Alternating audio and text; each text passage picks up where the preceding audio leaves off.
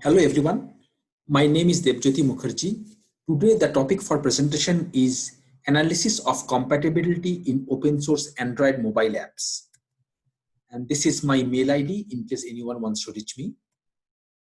Now, compatibility is one of the many non-functional requirements or NFRs for any application, be it mobile or non-mobile.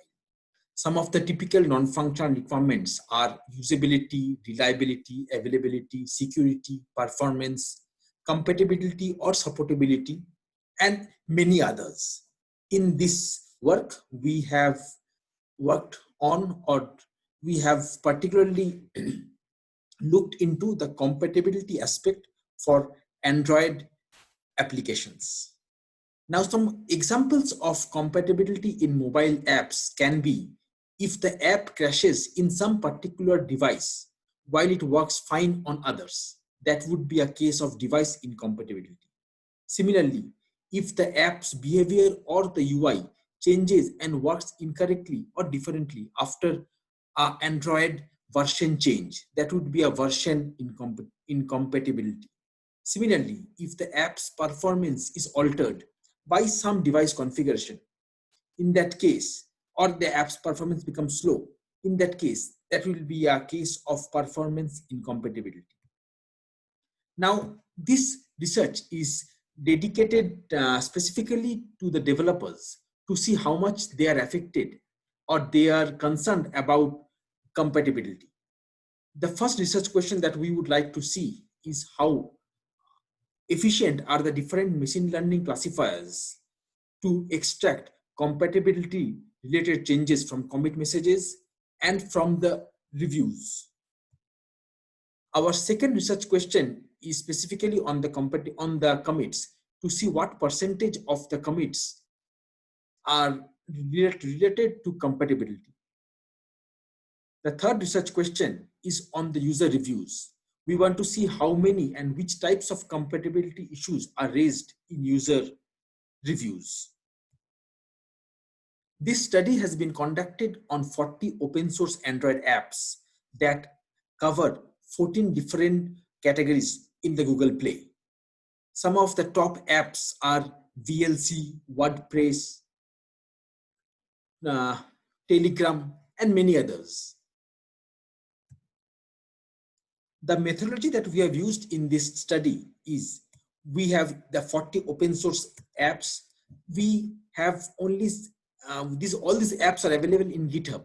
We have used a custom web scraper to get access to all the commits. We have over 250,000 commit messages from these 40 open source Android apps. Next, we have a pipeline of processes that we have used. The first step was data pre-processing, where we have cleaned the data, removed non-ASCII characters, removed links, removed stop words, and finally we have lemmatized the text. Then we did a keyword search. The keywords were identified using literature survey and also after some manual searching. This was done to form a good training set. Then we built a training set that had over had around 7,000 commits, and then we trained that by 2 annotators. Then after the training set was built, we trained different classifiers, namely naive Bayes, NV, support vector machine, SVM, random forest, RS, and logistic regression, LR. We trained the different classifiers with the trained commit messages, and finally the one that gave us the best result, we chose that for classifying all the commits. We used tenfold cross-validation to verify the results, and we used the matrices of accuracy, precision, recall, and F1 score. So this ultimately gave us the classified commits that helped us answer research question 2. We did a similar thing with the reviews. Since all these apps are from the Google Play, we used the Google API to get access to the user reviews. We scraped the latest 20,000 reviews. So for apps that had more than 20,000 reviews, we got the latest 20,000. For other apps, we could access all the reviews. These reviews were also processed through the same pipeline. They were done independently of the commits. So they were also, the data was pre-processed, it was cleaned, then we did again a keyword search. Then we used again the classifiers to see which one gives the best result. We did tenfold classification once again, and the optimum classifier that we got, we classified all the reviews using that. Here are some sample reviews or commits that we found after the classification that are related to compatibility fixes.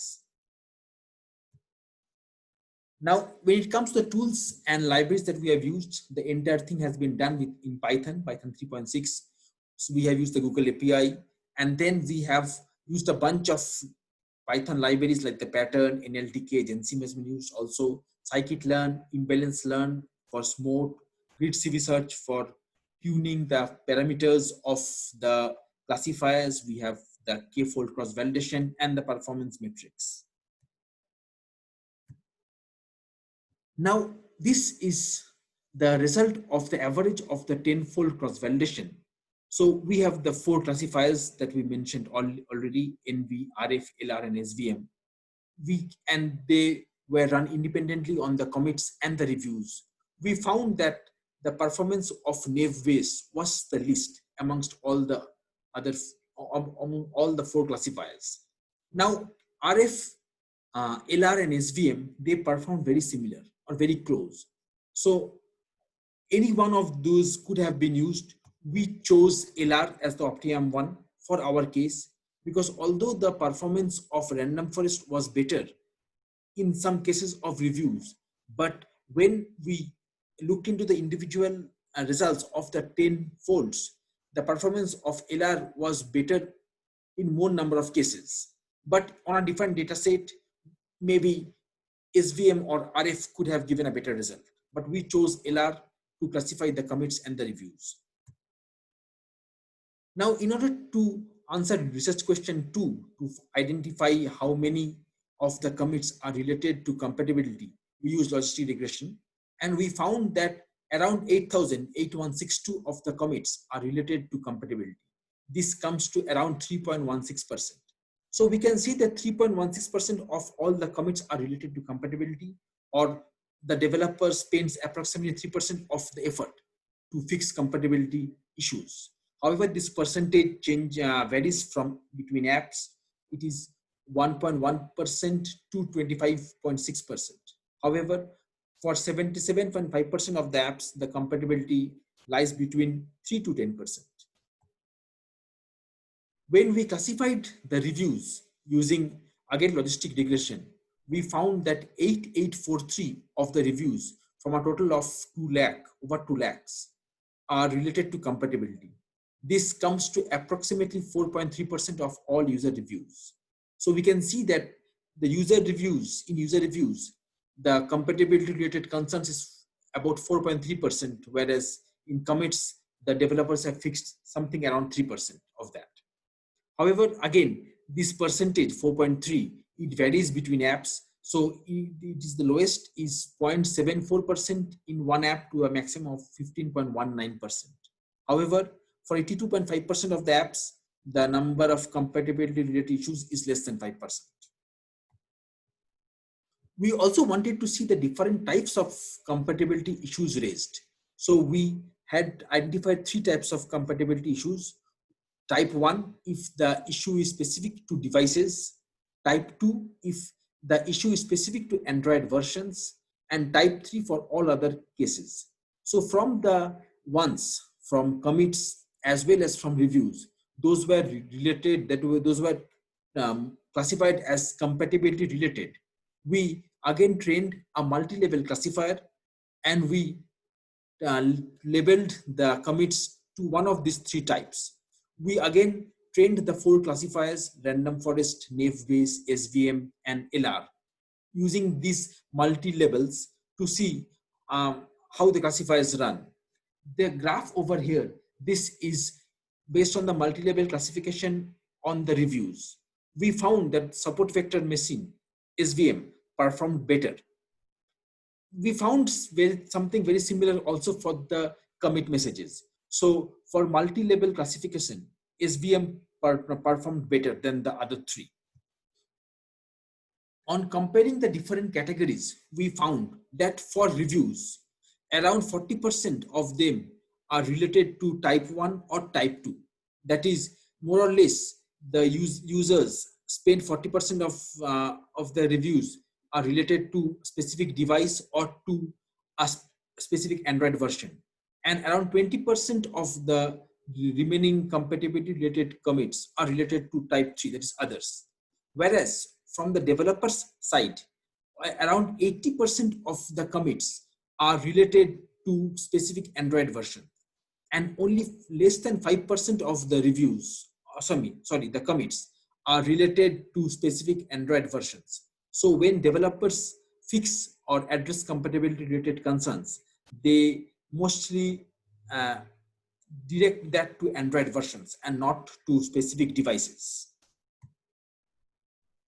Now, this is part of a larger research that is related to NFAs. In future, we would like to evaluate the results on larger data set with more number of apps. Also, it would be interesting to find or identify the degree of alignment between what the reviewers are actually saying, the users, and what is actually being developed by the developers. How much is there a alignment between the two? Also, it would be interesting to compare between Android and iOS apps. These are some of the key references. The complete list of apps and the complete list of references can be found in the paper. Thank you.